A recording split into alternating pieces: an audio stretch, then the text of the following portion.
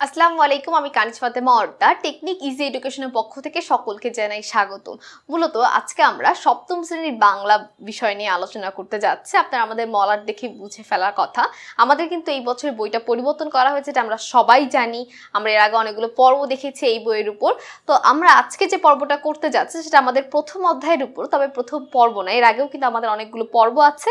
যারা আজকে নতুন দেখছেন তারা অবশ্যই আগের পর্বগুলো একটু কষ্ট করে দেখে নেবেন, কারণ সেই পর্বগুলো আমাদের কি প্রথম অধ্যায়ের উপর করা।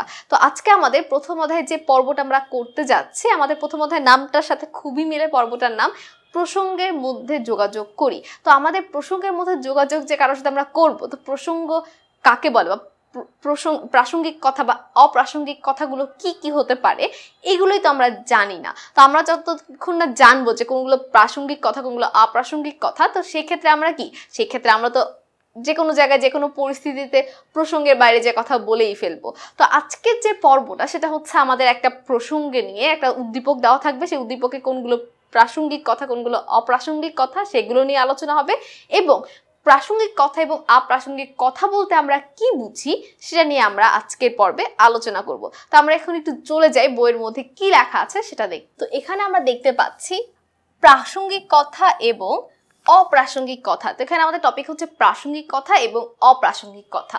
কোনো কিছু নিয়ে কথা বলার সময়ে বিষয়ের দিকে বিশেষভাবে নজর রাখতে হয়। অর্থাৎ আমরা যখন কোনো কিছু নিয়ে কথা বলতে যাব সেক্ষেত্রে আমাদের অবশ্যই কি বিষয়ে কথা হচ্ছে সেই বিষয়ের দিকে আমাদের অবশ্যই কি করতে হবে, নজর রাখতে হবে। দেখেন এটাই বলা আছে যে কোনো কিছু নিয়ে কথা বলার সময় আমাদের অবশ্যই প্রথমে কি করতে হবে, বিষয়ের উপর নজর দিতে হবে। বিষয়ের মধ্য থেকে কথা বলাকে প্রাসঙ্গিক কথা বলে। অর্থাৎ যেই বিষয়ে কথা হচ্ছে সেই বিষয়ের মধ্যে যদি আমি কথা বলি সেই কথাটাকে কি বলে, প্রাসঙ্গিক কথা বলে। আর বিষয়ের বাইরে কথাকে অপ্রাসঙ্গিক কথা বলে।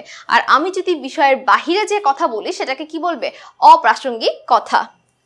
প্রসঙ্গের মধ্য থেকে যোগাযোগ করতে পারা একটি দরকারি যোগ্যতা। তো আজকাল যুগে কিন্তু আমরা অনেক সময় এরকম হয়ে যায় যে আমাদের এই যোগ্যতাটা থাকে না।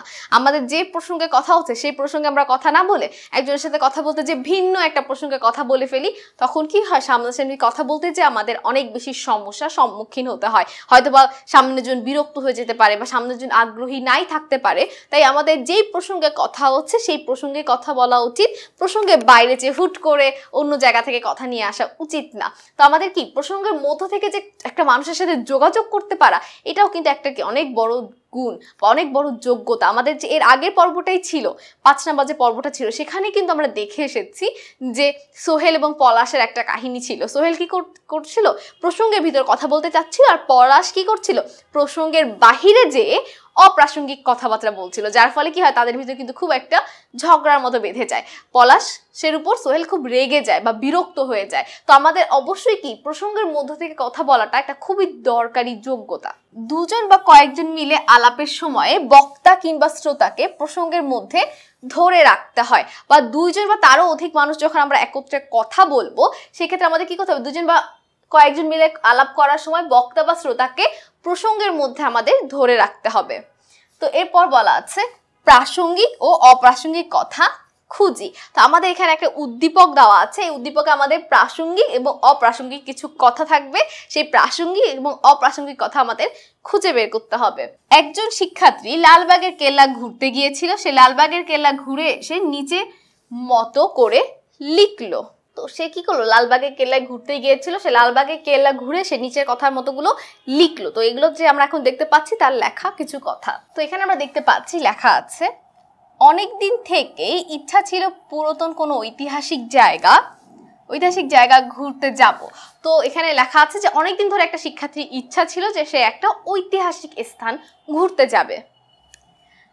বাবার মুখে অনেকবার লালবাগ কেল্লার কথা শুনেছে। অর্থাৎ বাবার কাছে সে অনেকদিন ধরে কি শুনেছে, লালবাগ কেল্লা সম্পর্কে শুনেছে। ঠিক করা হলো সবাই মিলে সেখানে যাব।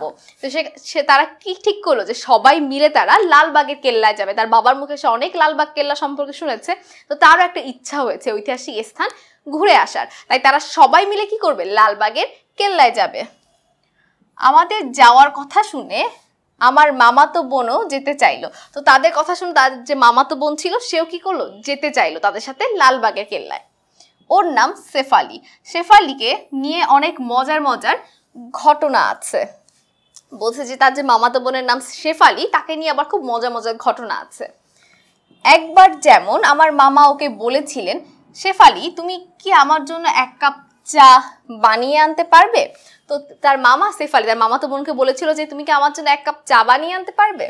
শেফালি কি বুঝলো কে জানে, একটা ডিম ফাটিয়ে ভাজি করার প্রস্তুতি নিতে লাগলো। অর্থাৎ তার বাবা তার কাছে চা খেতে চেয়েছে এবং সে কি করলো, একদমই বাইরে যে একটা চায়ের পরিবর্তে সে ডিম ভাজার প্রস্তুতি নিতে লাগলো। তা দেখে আমার মামি হাসতে লাগলো। শেফালি অনেক লজ্জা পেয়েছিল সেদিন। তো তার মামি এটা শুনে খুবই হেসেছিল এবং এর জন্য কি শেফালি খুবই লজ্জা পেয়েছিল। শেফালি লালবাগ কেল্লা দেখতে চায় শুনে বাবা হেসে বললেন, ঠিক আছে, আমরা টিকিট কেটে কেল্লার ভিতরে ঢুকলাম। তো ওর বাবা বললো যে শেফালি যেহেতু যেতে চায় ওদের সাথে, তাই বললো ঠিক আছে, এবং তারা টিকিট কেটে কেল্লার ভিতরে ঢুকলো। ওখানে যেতেই বাবা বলেছিল লালবাগের কেল্লা বুড়িগঙ্গা নদীর তীরে অবস্থিত, এটি মোগল আমলে তৈরি করা একটি দুর্গ। তো এখানে তার বাবা লালবাগের কেল্লা সম্পর্কে বিভিন্ন তথ্য তাদের দিতে লাগলো, যে লালবাগের কেল্লা কি বুড়িগঙ্গা নদীর তীরে অবস্থিত, সেই সদরঘাটের সেখানে। তো সেখানে কি মোগল আমলে তৈরি করা একটি দুর্গ। 1778 সালে মোগল সুবেদার আজম শাহ দুর্গের নির্মাণ কাজ শুরু করেন। কে শুরু করেন? আজম শাহ 1678 সালে। আজম শাহ ছিলেন সম্রাট ঔরঙ্গজেবের পুত্র। ঔরঙ্গজেবের যে পুত্র, সে মূলত এই দুর্গের কাজ শুরু করেন। বাবা আরো বলেছিলেন দুর্গের কাজ শেষ হওয়ার আগে আজম শাহকে দিল্লিতে চলে যেতে হয়, অর্থাৎ দুর্গের কাজ সম্পূর্ণ শেষ না হতে হতে তার আবার দিল্লিতে চলে যেতে হচ্ছিল। এরপর 1780 সালে সুবেদার শায়েস্তা খাঁ দুর্গ তৈরির কাজটা আবার শুরু করেন, কিন্তু 1684 সালে শায়েস্তা খানের কন্যা পরি বিবির হঠাৎ মারা যান। শায়েস্তা খাঁ তখন দুর্গের কাজ থামিয়ে দেন। অর্থাৎ 1678 সালে মোগল সুবেদার যে আজম শাহ, তিনি দুর্গের কাজ শুরু করেন, কিন্তু তারপর তিনি হঠাৎ দিল্লিতে চলে যেতে হয়, তখন শায়েস্তা খাঁ এই কাজটার দায়িত্ব নেয়। তবে 1684 সালে শায়েস্তা খাঁর কন্যা পরি বিবি হঠাৎ মারা যায়। মারা যাওয়ার পর তার মনটা খুব খারাপ হয়ে যায় এবং সে কাজটা থামিয়ে দেয়। ইভেন আমাদের যে লালবাগের কেল্লা আছে সেখানে কিন্তু একটা পরি বিবির কবরও আছে, সেটাকে বলে পরি বিবির মাজার। তো সেখানে কি আমরা পরি বিবিরা এখানে, যেখানে তাদের একটা আলাদা মহলের মতো আছে, যেখানে তারা গোসল করতো বা তারা একসাথে সময় কাটাতো বান্ধবীরা। তো এই যে আমাদের লালবাগের কেল্লা সম্পর্কে এই তথ্যগুলো দেওয়া আছে। তারপর এখানে আমাদের কি লালবাগের ছবি দেওয়া আছে, যে আমাদের লালবাগের কেল্লাটা দেখতে খুব এরকম লাল ইট দিয়ে তৈরি লালবাগের কেল্লাটা। তো লালবাগের কেল্লায় বিভিন্ন ঐতিহাসিক স্থান আছে, এখানে ছবিটা দেওয়া আছে আমাদের লালবাগের কেল্লার। তো আমাদের এখানে বলা আছে আগের পৃষ্ঠার রচনাটির মধ্যে কোন কোন কথা লালবাগ কেল্লা ভ্রমণের সাথে প্রাসঙ্গিক আর কোন কোন কথা অপ্রাসঙ্গিক তা নিচে লেখো। তো আমাদের একটু আগে যে আমাদের উদ্দীপকটা দেওয়া ছিল, সেই উদ্দীপকের মধ্যে কোন কোন কথা আমাদের প্রাসঙ্গিক কথা ছিল লালবাগ কেল্লা নিয়ে, কারণ মূলত শিক্ষার্থীটা ঐতিহাসিক স্থান ঘুরতে যেতে চেয়েছিল। তো তার যে মূল লেখাটা ছিল সেটা কিন্তু একটা ঐতিহাসিক স্থান যে সে ঘুরে এসেছে সেটা নিয়েছিল, অর্থাৎ লালবাগের কেল্লা নিয়ে। তো লালবাগের কেল্লা নিয়ে কি কি প্রাসঙ্গিক কথা সেই লেখায় লিখেছে এবং কি কি অপ্রাসঙ্গিক কথা লিখেছে সেগুলো আমাদের এখন আলাদা করে লিখতে বলা হয়েছে। মূলত লালবাগ কেল্লা সম্পর্কে যত তথ্য দেওয়া ছিল সেই অংশগুলো ছিল কি প্রাসঙ্গিক কথা। আর শেফালিকে নিয়ে যে কিছু মাঝে একটা কথা ছিল, যে শেফালি বাবা তার কাছে চা খেতে চেয়েছিল, সে ডিম ভাজি করার চেষ্টা করলো, এই প্রত্যেকটাই ছিল অপ্রাসঙ্গিক কথা। কারণ লালবাগের কেল্লার সাথে শেফালি এবং শেফালির বাবার যে চা বানানো বা ডিম ভাজির যে ঘটনাটা, সেটা কোনোই সম্পর্ক নেই। অর্থাৎ আমাদের লালবাগ কেল্লা সম্পর্কে যে তথ্যগুলো ছিল বা তাদের যাওয়া, তাদের টিকিট কাটা, সবই কিন্তু লালবাগের কেল্লারই কথা বলার অংশ, প্রাসঙ্গিক কথা। কিন্তু শেফালির বাবা এবং শেফালিকে নিয়ে যে কথাটা ছিল, তার মামা এবং শেফালিকে নিয়ে তার মামাতো বোন, সেই অংশটুকু ছিল অপ্রাসঙ্গিক কথা। তো আমি আপনাদের দেখিয়ে দিচ্ছি কোনগুলো প্রাসঙ্গিক কথা এবং কোনগুলো অপ্রাসঙ্গিক কথা। সেই অনুযায়ী এই যে আমাদের এখানে জায়গা দেওয়া আছে, প্রাসঙ্গিক কথা লেখার জন্য বেশ কিছু জায়গা দেওয়া আছে এবং অপ্রাসঙ্গিক কথা বলার জন্য কিন্তু বেশ কিছু জায়গা দেওয়া আছে। তো আপনারা সেই অনুযায়ী কথাগুলো এখানে লিখে ফেলবেন। আমি তো আপনাদের দেখিয়ে দিচ্ছি যে কতটুকু অংশ লিখতে হবে। তো আমরা দেখতে পাচ্ছি এখানে আমাদের যেগুলো প্রাসঙ্গিক কথা সেগুলো আমি বক্স করে দিচ্ছি এবং যেগুলো অপ্রাসঙ্গিক কথা সেটা আমি ভিন্ন কালি দিয়ে বক্স করে দিচ্ছি। অনেক দিন থেকেই ইচ্ছা ছিল পুরাতন কোনো ঐতিহাসিক জায়গায় ঘুরতে যাব, এটা অবশ্যই কি একটা প্রাসঙ্গিক কথা। বাবার মুখের অনেকবার লালবাগের কেল্লার কথা শুনেছি, ঠিক করা হলো, সবাই মিলে সেখানে যাব। আমাদের যাওয়ার কথা শুনে আমার মামাতো বোন যেতে চাইলো। ওর নাম এই যে এখান থেকে, তাই না, এই যে ওর নাম যে শেফালি, এটা কিন্তু আমাদের লালবাগের কেল্লার কোনো অংশে থাকতে পারে না। শেফালি নামের সাথে লালবাগের কেল্লার কিন্তু কোনোই সম্পর্ক নেই। এতটুকু আমরা লিখতে পারি যে তার মামাতো বোন তাদের সাথে যেতেই পারে লালবাগের কেল্লা, দেখা যদি তারা ঘুরতে যাচ্ছে একটা ঐতিহাসিক স্থানে। কিন্তু এরপর ওর নাম শেফালি কি একটা মজার ঘটনা করলো, এগুলো কিন্তু আমাদের অপ্রাসঙ্গিক কথা ছিল, সেগুলো আমরা একটু বক্স করে দিচ্ছি। ওর নাম শেফালি নিয়ে অনেক মজার ঘটনা আছে। তো আমরা দেখতে পাচ্ছি এখানে যে আমি নীল কালি অংশটুকু দাগিয়েছি, এগুলো হচ্ছে সবগুলো অপ্রাসঙ্গিক কথা। ওর নাম শেফালিকে নিয়ে অনেক মজার ঘটনা আছে। একবার যেমন আমার মামা ওকে বলেছিলেন, শেফালি তুমি কি আমার জন্য 1 কাপ চা বানিয়ে আনতে পারবে? শেফালি কি বুঝলো কে জানে, একটি ডিম ফাটিয়ে ভাজি করার প্রস্তুতি নিতে লাগলো। তা দেখে আমার মামি হাসতে লাগলেন। শেফালি অনেক লজ্জা পেয়েছিল সেদিন। এই যে অংশটুকু আছে, যে নীলকালি অংশটুকু, সেটা কিন্তু আমাদের লালবাগ কেল্লার সাথে কোনো দিক থেকে সম্পর্কিত না। তো এটা হচ্ছে আমাদের অপ্রাসঙ্গিক কথা, কারণ আমরা জানি বিষয় বা আমরা যে প্রসঙ্গে কথা বলছি সেই প্রসঙ্গের বাইরে যে আমরা যদি কোনো কথা বলতে চাই সেটাই হয়ে যাবে অপ্রাসঙ্গিক কথা। তো আমরা দেখতে পাচ্ছি নীল অংশটুকু তো আমরা জানলাম যে এটা হচ্ছে কি অপ্রাসঙ্গিক, আর নিচের যে অংশটুকু সেগুলো হচ্ছে প্রাসঙ্গিক।